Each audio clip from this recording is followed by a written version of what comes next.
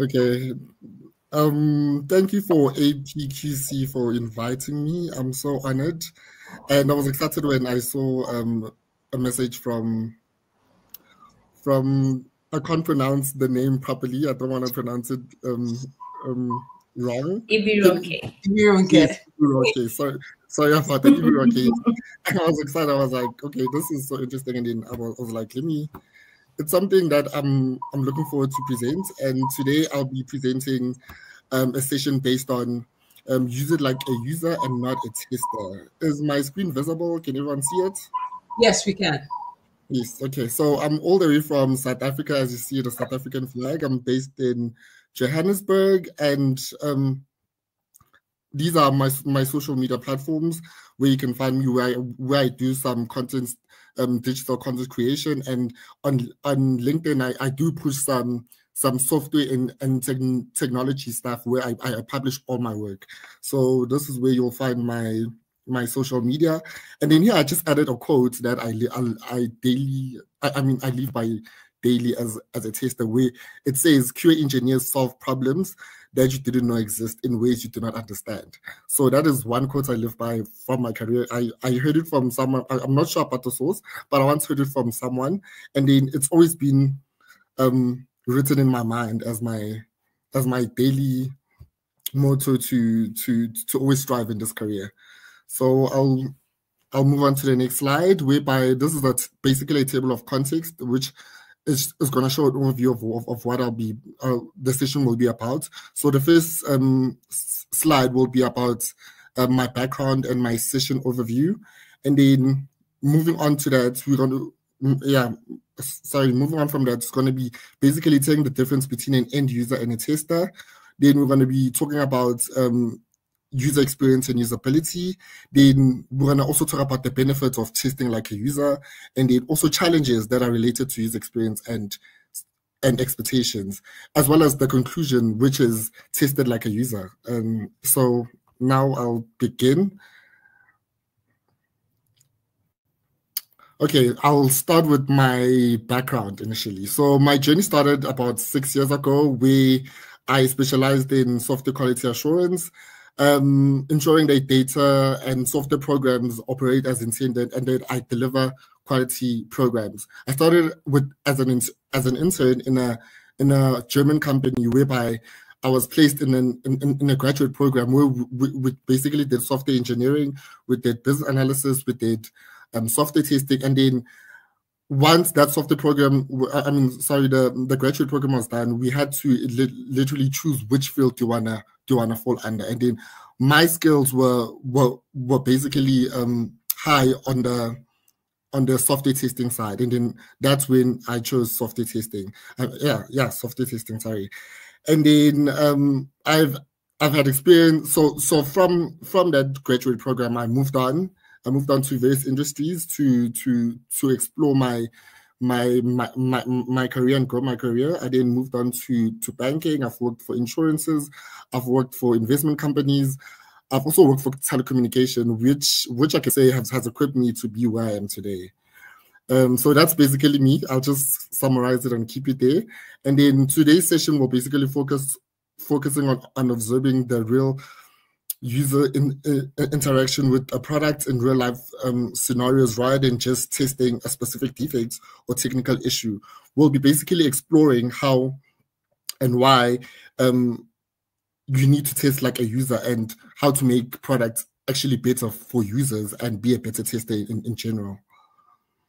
So now I'll move on to the difference between an end user and a tester, just to basically summarize what is the difference and why you will need to test like a user when you are conducting your testing, based on my experience.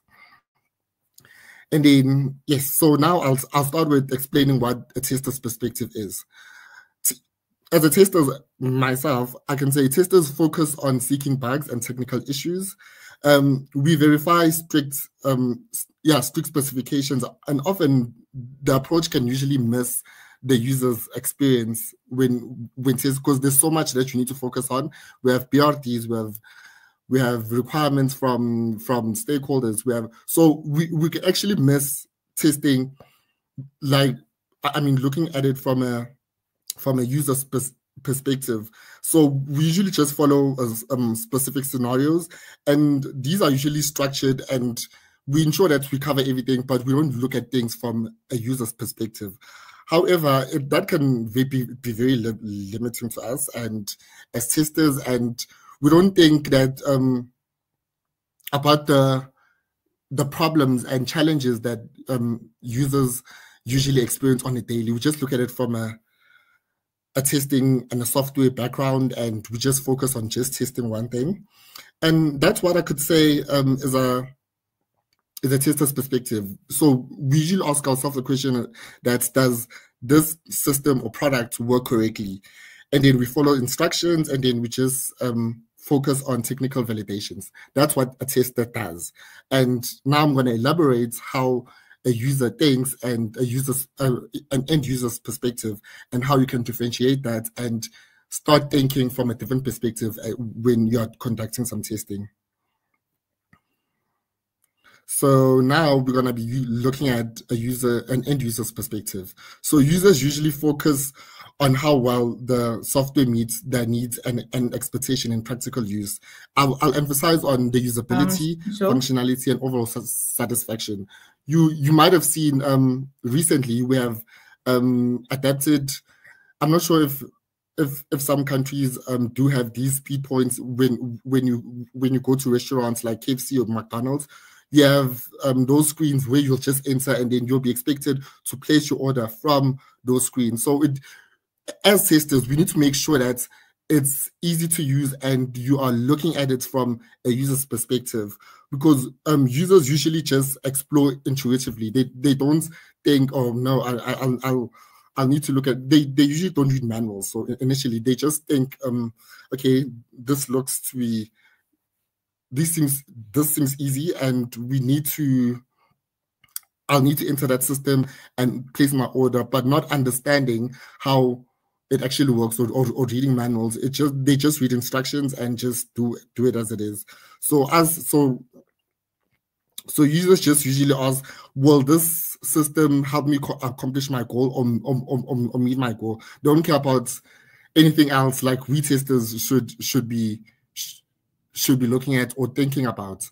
So that's how I can say a user's perspective is. And then now I'll be deep diving into how you can actually test like a user instead of a tester, because testers are very technical and users don't care about your rules and interfaces. They just want to use something as simple as possible, and that is going to be easy, as easy to them. Okay, now I'm gonna move on to the user experience and usability, because it's very important when you start testing as a tester, because you literally need to understand the system from scratch, and especially how the user is going to receive it and how easy it is to use. So I'm now gonna explain what is user experience. So user experience is about how a user feels and perceives the overall interaction with a product, including usability, aesthetic, and emotion. Initially, previously to what I said, when a customer or user enters a restaurant and they have to place an order in a system, they'll literally just click start and then just read the menu or something. They go into it just expecting the result without thinking, will it function or not? Is it easy to use? How also including the user interface. Is it easy to read? Is it bright enough? Are the words not tiny? So that's basically covers what the user experience is. And then I'm going to move on to, is the product easy to use? So initially, testers and developers need to make sure that those products meet the user's goals and expectations. Does it perform exactly how it needs to perform? Does it not crash? Does it not glitch? Because systems usually expect glitches, other words, not small. So initially, us as testers or developers, we need to make sure that it satisfies the user and initially meets that goal. So that's the whole point, initially meeting the goal and making sure that users leave satisfied by using our products or systems. So that's how I could summarize usability within a system. Okay, now I'm going to move to the user experience perspective. We have three main user experience perspective. We have goal orientated, we have emotional correction, and we have people centric. And goal orientation basically focuses on users have specific goals. Sorry about that. Users have specific goals, not test cases. They evaluate based on overall satisfaction, meaning users do not have a technical background. Some people might come from the rural areas, not knowing technology. Well, you as a tester, you need to ask yourself that, will this system that I'm testing be easy enough to use? Will that user be satisfied? Will it be initially simple for them? Can you explain it to a 5-year-old? Can a 5-year-old come into a store and use that system? I'm just going to make a practical example of that. Will you be able to explain the system to a 5-year-old? Because that's how a tester should test when testing a system. Sorry. And then I'm going to move on to the emotional connection. Users bring emotion and diverse context. Their feelings influence product perception, meaning it doesn't matter how fast the system is. Users just want to use something that is more efficient to them, that is more easy to understand and I can say tangible, so that it's more simple and easy for them to meet their goals. Then I'm going to move to people-centric. And people-centric basically focuses on people that will be using that system. It's about the interaction with the product. Is it easy to use? Is it hard? What type of feedback do you expect to get? Well, do you think that user will be satisfied using that system? So basically, when testing, you need to have all these three main perspective, I could say, when you start testing initially, because that's something that I learned early in my career. Basically, having a user's mindset when I start testing. So I'm gonna deep dive into that now by showing you an example of a case study. So as soon as a tester starts, I'm gonna speak about myself. As soon as a tester starts a project, they are given usually a BRD, which is a business requirements document with I can say different requirements from stakeholders or clients, saying what do they want the system to do, and basically what will satisfy the users. So here I have a case study of an online shopping app, whereby you have a customer and a seller, whereby they need to interact, and it's basically an online shopping cart. Basically, we have two users, which is the seller and the customer, and they have to now interact within the system. So as you can see, the customer will view the products, add the products to the cart, and place an order. And then from the seller will be able to view those products and what that customer is buying. And then the seller will be able to update the product in the background, or add or remove products.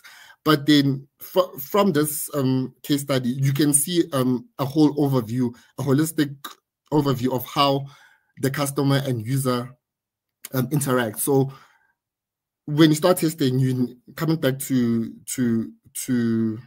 how I start testing, you'll be given requirements and sometimes use cases or diagrams. So you need to look at, okay, how will I conduct my testing? Will I meet all the users' requirements? Will I be testing will I actually be testing the whole system end to end? Will I be touching all the components? Will I will I be touching all the components, and will I make sure that the user is able to enter each and every let's say page or part of a system. Initially, you'll just be looking at that. So this is just a case study. You can go online and just search case studies and just look for use case diagrams, because that shows how much you need to test as a user, because it looks at different perspectives from a user and from a seller. For example, the online shopping system. So you basically look at testing from all different perspectives, and then that will help you to test all components and make sure that it meets the user's expectation and goals initially. So yeah.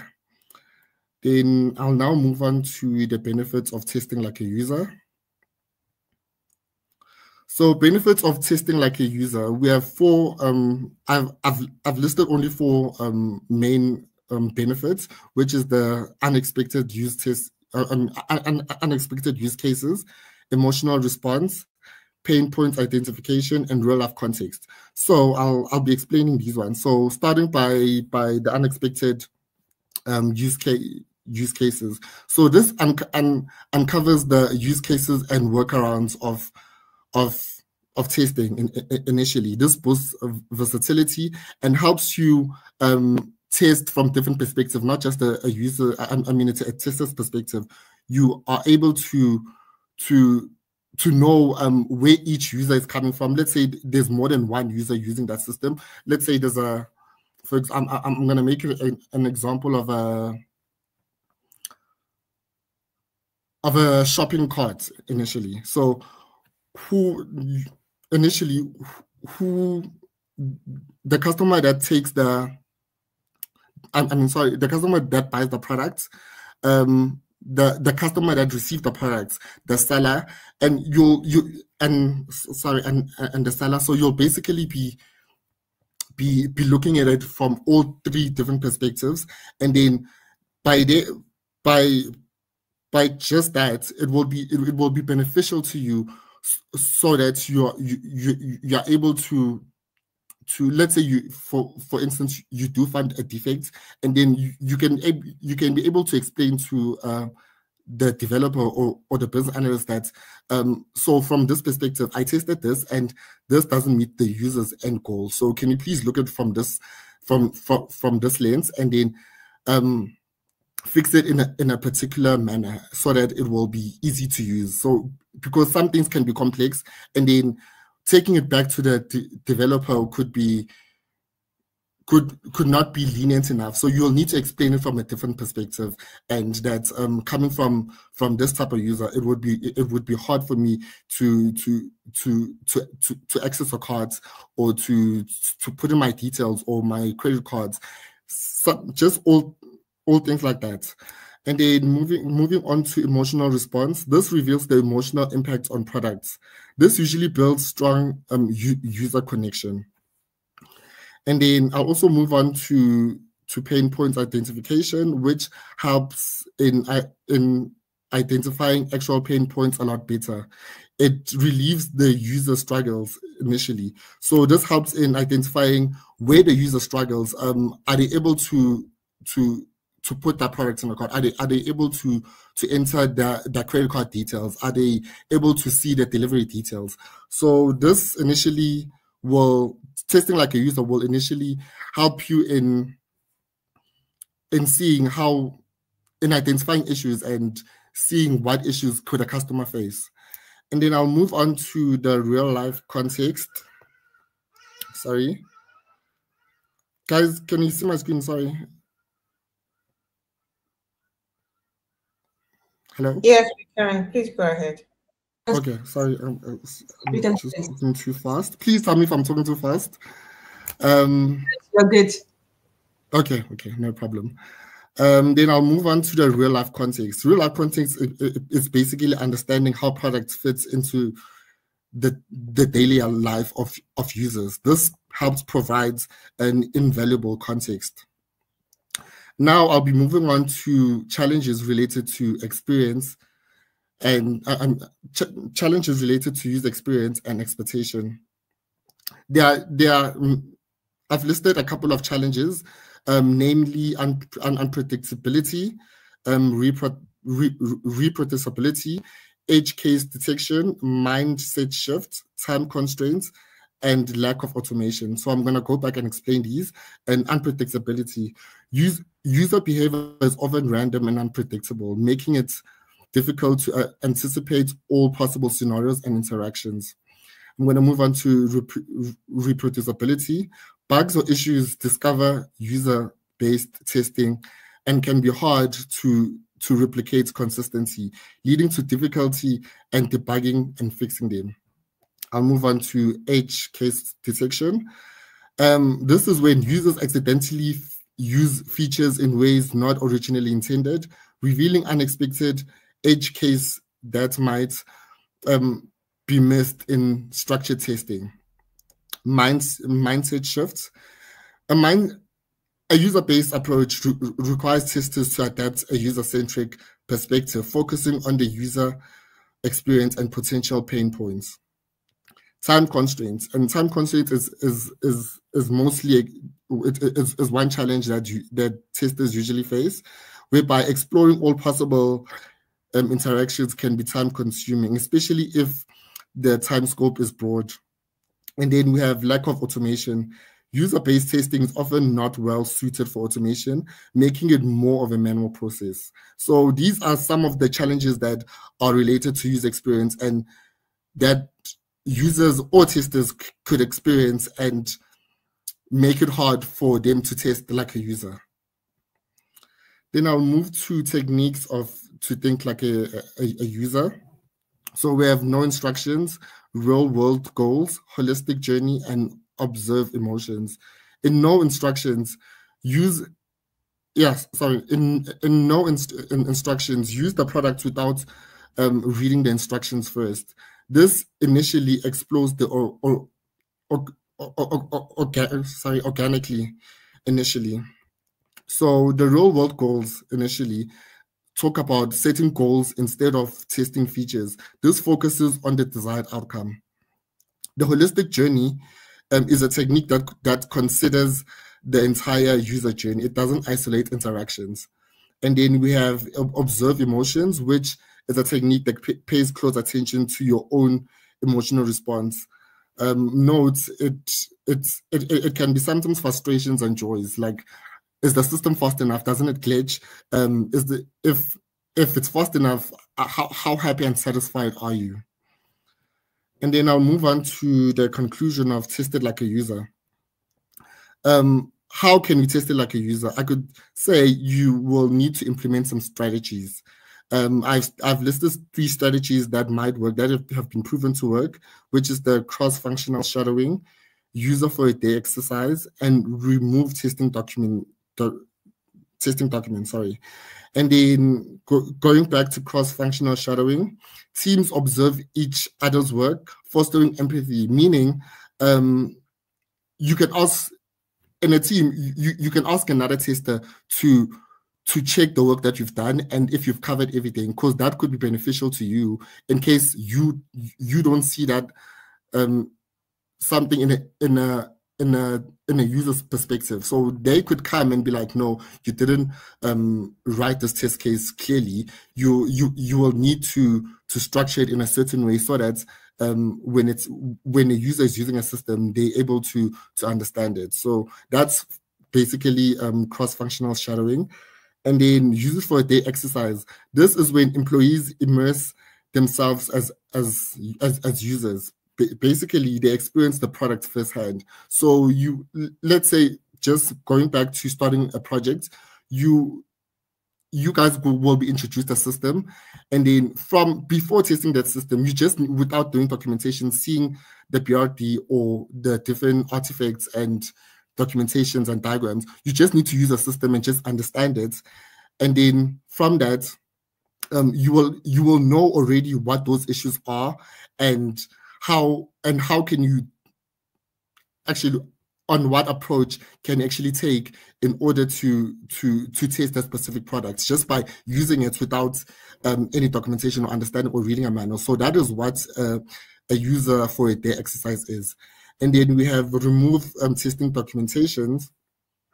And then this initially is evaluating without specific documentation. This encourages interaction. As I previously said in the user for a day interaction, you can initially just remove documentation and say, I want to use the system for the first time without doing anything. Let's say another company, an outsourced company comes and be like, we want to introduce a specific system to this company. Can you please have your testers tested? But using these implementation strategies, you can then just be like, okay, I want to take some time and remove documentation and just want to test the system as it is. And that will, you'll basically adapt to how the system works and understand it from scratch without viewing documentations or initially something as simple as reading a manual. So what I can say as a conclusion is that you will need to balance technical excellence with user empathy. Users care about their goals, not about the backend or the system or where the tester comes from. So success does not work. I mean, success is not just does it work, but do they love it? So the best products satisfy both testers and users. Thank you.